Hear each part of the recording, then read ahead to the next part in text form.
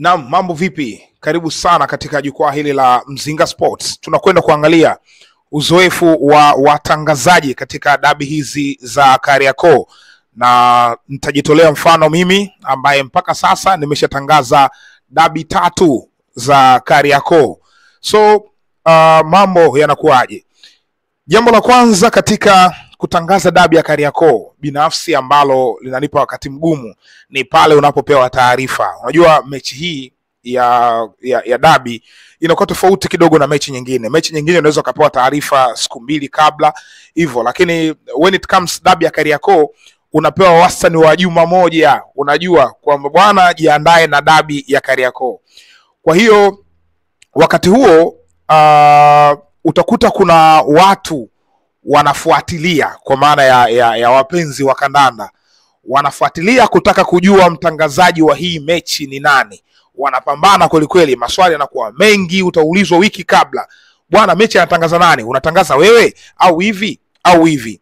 Kwa hiyo maswali yale sasa yanaanza kukutengezea tension. Kwa nini watu wanataka kujua mechi anatangaza nani? Lakini ukija kuangalia wanakuwa na sababu zao mbalimbali. Miongoni mwa sababu ambazo wako nazo, kuna mtu aamini kama ukitangaza mechi Mzinga wao wanaweza kushinda. Kwa hiyo yeye anaona wewe ustahili kupewa mechi hii ya dabi kwa sababu timu yake ukitangaza wewe, imani yake inamwambia haiwezi kupata matokeo ya ushindi. Sasa hiyo ni imani ya mtu, na wewe unaweza ukashangaa kwa nini anaamini hivyo, lakini ndo anaamini hivyo na inabidi uheshimu anachokiamini. So hiyo moja. Lakini ya pili, kuna mtu yeye akuhusudu, yani akukubali. Inawezekana ikawa haumfanyi matokeo, yeye hayupo kwenye hilo eneo la matokeo, kwamba sijui ukitangaza wewe matokeo yanakuaje, lakini yeye hakupendi tu. Kila mtu na watu wake ambao anawahusudu. Kila mtu na mtu wake ambaye anaamini akitangaza mechi huyu basi mechi hii itakuwa bora. Kwa hiyo yeye akukubali wewe binafsi tu. Yeye na mtangazaji wake mwingine ambaye anamkubali ndo alitamani kumuona yuko hapo. Isivyo bahati hajapata nafasi huyo mtangazaji wake, rotation haijamkuta, anafanya mtu mwingine. Kwa hiyo kuna hizo sababu. Lakini kuna nyingine mbalimbali. So hiyo tension ambayo unaipata inaanza kukutengezea hofu. Watu wanafuatilia, wanataka kujua mtangazaji unaweza ukaamini kwamba ni sehemu ndogo tu ya mechi, lakini watu wanaichukulia serious kweli kweli. Watu wanataka kujua nani anatangaza hiyo mechi. Utapokea simu nyingi za watu, wengine watakupiga vitisho, wengine watakupongeza, hiyo kabla ya mechi inamaanisha. Watakwambia bwana, katangaze mechi vizuri, Mungu akusimamie. Wengine bwana, hatukutaki.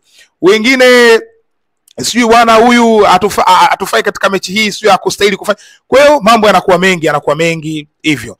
Mimi nakumbuka natangaza dabi yangu ya kwanza, ilikuwa ile ya Novemba 5 ya Simba kupoteza mabao 5-1. Tension ilikuwa kubwa kweli kweli kuelekea katika ile dabi, kwa sababu ndio ilikuwa natangaza dabi ya kwanza, na tayari kuna watangazaji brothers ambao tayari wameshafanya vizuri katika hizo mechi, wamesha prove. Kwa hiyo ilikuwa tayari kuna standard iko pale ya utangazaji, na watu wanatamani kuona hiyo ikiendelea. Kwa hiyo inavyokuja sura tofauti, sauti tofauti, na katika muktadha wa dabi sio tofauti, kwa maana ya kutangaza watu washakusikia, lakini katika muktadha wa dabi, kwa hiyo watu inakuwa kama huyu anakuja kufanya nini? Hii mechi ni ya mtu fulani au za watu fulani. Kwa hiyo unakuta hizo comments zinakukata. Unaona kwamba mimi sistahili kufanya hii mechi, wanastahili kufanya watu wengine. Kwa hiyo mimi binafsi wakati ule nilikuwa napitia comments, of course napitia, naona vitu, unajipandisha pressure sometimes, lakini unasimama katika kujiandaa na dabi yako na mechi, kwa maana kwenda kukabiliana nayo. Na mazingira ya maandalizi yanakuwa tofauti kabisa. Tofauti kwa sababu ya ukubwa wa hii mechi. Hizi timu mbili, Simba na Yanga, sio timu za kawaida. Ni timu ambazo unaweza kuona za kawaida kwa maana ya protokali, kwa maana ya kikanuni, kwa maana ya kisheria, ni timu kama timu. Lakini when it comes mioyo ya watu, timu hizi ziko tofauti kabisa. Yes, ni matimu yenye manguvu kweli kweli. Yani ni mabuldoza. Yana nguvu, yana decision. Yani inaweza kuamua kitu tu alafu hakuna mtu anakataa. Yani yako hivyo. So unapokutana na mazingira hayo, ya kwenda kutangaza dabi ya matimu yenye manguvu kama haya mawili, basi unatakiwa kuwa na discipline kubwa, unatakiwa kuwa na utulivu mkubwa kuelekea katika hii mechi. Ndio wakati ambao uko chooni unaoga, unaitangaza dabi. Uko kwenye usafiri, labda kuna sehemu unaenda, unaitangaza hii dabi. Uko nyumbani unakula, lakini mawazo yako yote ni dabi, kwa sababu ukishika simu ukiingia mtandaoni, dabi ya Kariakoo. Ukiwasha TV, dabi ya Kariakoo. Kila engo, ukipita mitaani uko vijiweni, dabi ya Kariakoo. Kwa hiyo ni mchezo ambao unaweza kwa kutoa mchezoni kama haujapata utulivu wa kutosha. So mimi kuelekea katika dabi yangu ya kwanza hiyo ya Novemba 5 ambayo Young Africans wapata ushindi wa mabao 5-1. Sasa katika ile dabi ni experience kidogo. Ilikuwa ngumu kwangu kuelekea katika mechi kwa sababu ya ombwe la watu wengi kuonekana kama hawako tayari kwenda kuwafanyia mechi. Ingawaje wapo pia ambao walikuwa tayari kwamba yes, muda wako unaweza kwenda kufanya kitu. Sasa nimeingia kwenye ile mechi, uwanja umefurika, watu wengi, na mechi ilikuwa inaonekana kuwa na picha ya kwenda kuwa tight kwa sababu ya ubora wa vikosi vyote viwili. Lakini bwana, ile mechi Yanga alishinda mabao 5-1. Alianza kufunga goli Kenneth Musonda, Kip Dennis akachomoa, ikawa 1-1. Baadaye Yanga akawa na flow, wakafunga magoli mengi. Nakumbuka kuna goli moja, nadhani ni la 4 kama sikosei, lilifungwa. Kuna swali nilikuwa najiuliza mimi mwenyewe, lakini nikalipeleka kwa watazamaji maksudi. Watazamaji walikuwa wafahamu kwa nini nimeuliza vile, lakini lile swali nilikuwa najiuliza mwenyewe. Nilikuwa naamini ni mechi ngumu sana, na sikuwa nafikiria kama mechi inaweza kaa na mabao mengi vile. Kwa hiyo wakati linafungwa lile goli, mimi kuna muda nilifanya macho hivi, yani nilikuwa nimeshika macho kwamba hiki ninachokiona ni real, yani ni kweli kwamba yanafungwa magoli haya.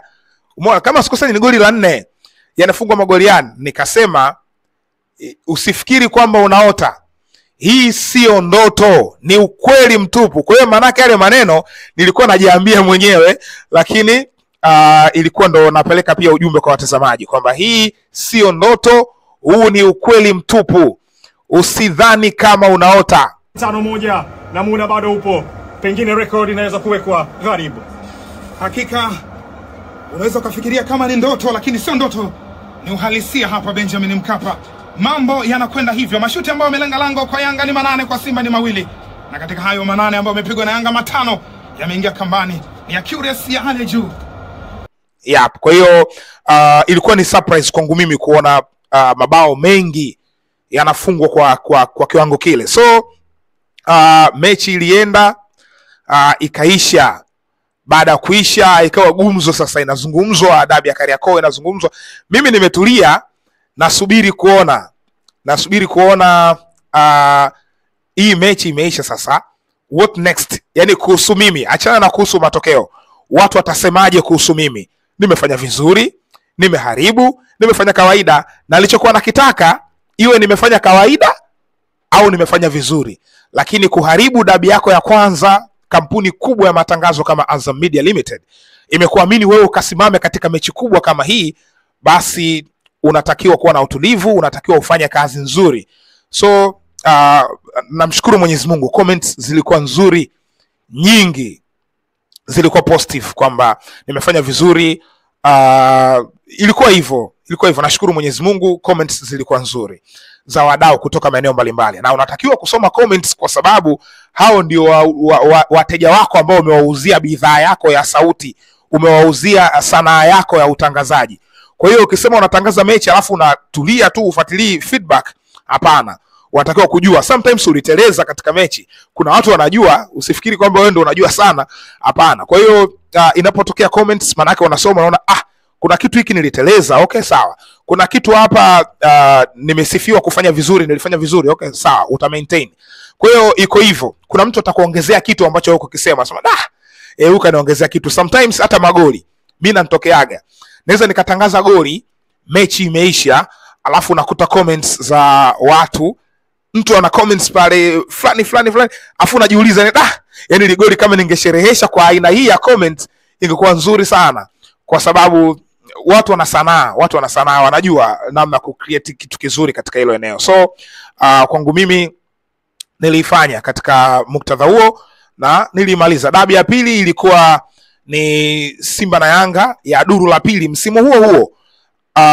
Hiyo mechi nilifanya na Baraka Mpenja. Baraka alikuwa commentator namba 1, mimi nilikuwa namba 2. Na wakati tunafanya hiyo mechi ilikuwa ndo mara ya kwanza nafanya kama com2 kwenye dabi ya Kariakoo, lakini tayari na experience ya kufanya com2 kwenye mechi za huko nyuma kabla sijaanza kuwa commentator namba 1. Lakini wakati naitangaza, of course pengine nilienjoy sana. Nilienjoy kuwa mtangazaji namba 2 kwa sababu ya vyuma. Yani kuna vyuma unaviweka mwenyewe unafurahi, unaona wow. Yani kwa mfano Max Nzengeli kafanya tukio, unakuja unasimulia kwamba yes, Max Nzengeli ni nyota ambaye kapita kwenye kikosi cha Pejeska cha kule Kinshasa, amekwenda Kindu huku kucheza kwenye kikosi cha Manyema Onyo, ametoka Manyema Onyo amekwenda kikosi cha Young Africans, lakini aliwahi kuwa MVP wa ligi kuu ya DRC kwa wakati huo. Joseph Gede amefunga goli, aliupokea mpira hivi juu hivi, pasi ya Khalid Aucho ameupokea kwa mguu wa kulia. Ile nakumbuka tukio kama lile aliwahi kulifanyaga Robert Lewandowski, lakini haikuwa katika kuliangalia goli. Ilikuwa Lewandowski, mpira umepigwa mrefu unataka kutoka, kwa hiyo akaenda akanyanyua mguu hivi akawekea juu ule mpira akaupokea, alafu akafanya wonders huku ndani. So alivyonyanyua mpira mguu wake juu, yule Joseph Gede kwenda kupokea mpira nyuma ya migongo ya walinzi, ilikuwa ni picha ambayo ilikuja kichwani haraka. Robert Lewandowski kawe kufanya kitu kama hicho, yani nilikumbuka. Kwa hiyo mpira ulivyokuja nikasema kama Robert Lewandowski aliupokea mpira nyuma ya migongo ya walinzi alafu anamfunga alikuwa goalkeeper Ayubu Lakred. Ayubu Lakred anafungwa, nikapitisha story pia kwamba Joseph Gede huyu anamfunga Ayubu Lakred ambaye anamfahamu vizuri. Wote walicheza kwenye kikosi cha AS FAR Rabat cha kule Morocco. Bomba mbele, control nzuri kabisa, mpira mrefu ikamkuta Gede, akamtambua Ayubu Lakred kama karanga, kama mchele. Chuma ya pili Simba ameokota. Unaweza ukazani ni Robert Lewandowski na ambavyo aliupokea mpira nyuma ya migongo ya walinzi wa Simba. Joseph Gede anamtambuka mlinda lango kutoka Morocco Ayubu Lakred, anamzidi maarifa. Wote hao walikuwa kwenye kikosi cha AS FAR Rabat, wanafahamiana vizuri sana. Joseph Gede, muone hizo stories hizo. So stories za namna hiyo, wachezaji kwa wachezaji wanapokutana uwanjani, unasema story huyu alikutana na huyu mwaka fulani. Kwa hiyo nilikuwa na enjoy sana katika ile dabi ya pili ya Kariakoo. Na dabi ya mwisho ya Kariakoo kufanya ilikuwa ni hii ya msimu huu, duru la kwanza la ligi kuu ya NBC, mechi ambayo Kelvin Kijiri alijifunga kwa bao ambalo limetokana na zao la free kick ambayo lilimkuta Max Nzengeli ambaye alionekana anataka kushuti afunge, lakini ulikuwa unaonekana unakwenda off target na Kelvin Kijiri sivyo bahati akajifunga mwenyewe. Kwa hiyo ile ilikuwa ni dabi ya 3 kwangu kutangaza katika Simba na Yanga. 1 kama com2, 2 kama commentator namba 1. Moja nilifanya commentator namba 1, moja nilifanya na Ayubu Hinjo ile ya mabao 5, moja nilifanya na James Samuel hii ya bao 1-0. Msimu huu tumeshuhudia dabi hizo 2 kwa maana ya Ngao ya Jamii alishinda Yanga, ya duru la kwanza la ligi kuu alishinda Yanga pia. Hii dabi iliyokuwa inafuata alikuwa anatangaza Ramadhan Goda na tulimfanyia mahojiano exclusive kupitia jukwaa hili la Mzinga Sports.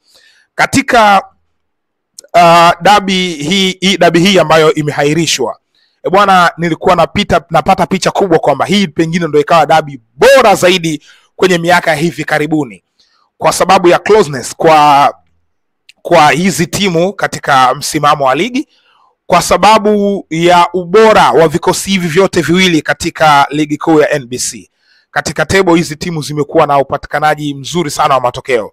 wanavuna matokeo kwa ubora wa hali ya juu kwa mfululizo. So niliamini hiki ndio itakuwa kimbembe, ndio itakuwa kitimtimu, ni mechi moja kali sana. Isivyo bahati, Mungu akupenda huu mchezo ufanyike na haukufanyika bwana. Baada ya of course situation yote tunaifahamu ilivyotokea, lakini kauli kuu zaidi ni kauli ya mamlaka ya usimamizi wa ligi hii, kwa maana ya bodi ya ligi, ambao wenyewe wamesema mchezo huu wameusogeza mbele, kwa hiyo utakuja kuchezwa siku nyingine. Lakini all in all ni mechi ambayo itakuwa kali sana, na pengine ingechezwa hapa wakati huu ingekuwa bora zaidi kuliko hata pengine kwa kusogezwa mbele, kwa sababu kusogezwa mbele huenda ikawa wakati huo inasogezwa mbele kumeshaharibika, kwa maana ya matokeo, labda mpinzani mmoja katika hawa wawili ameweka gap kubwa la points, labda zimeshafika 7 huko zimefika 8, umeona. Kwa hiyo inawezekana ikawa hata mvuto wa hii dabi usiwepo. Lakini kama ingechezwa wakati huu, kipindi hichi ambacho wanakaribiana points hivyo, ingekuwa ni mechi nzuri zaidi kuishuhudia. So tumekosa uhondo kuona, lakini ndio football.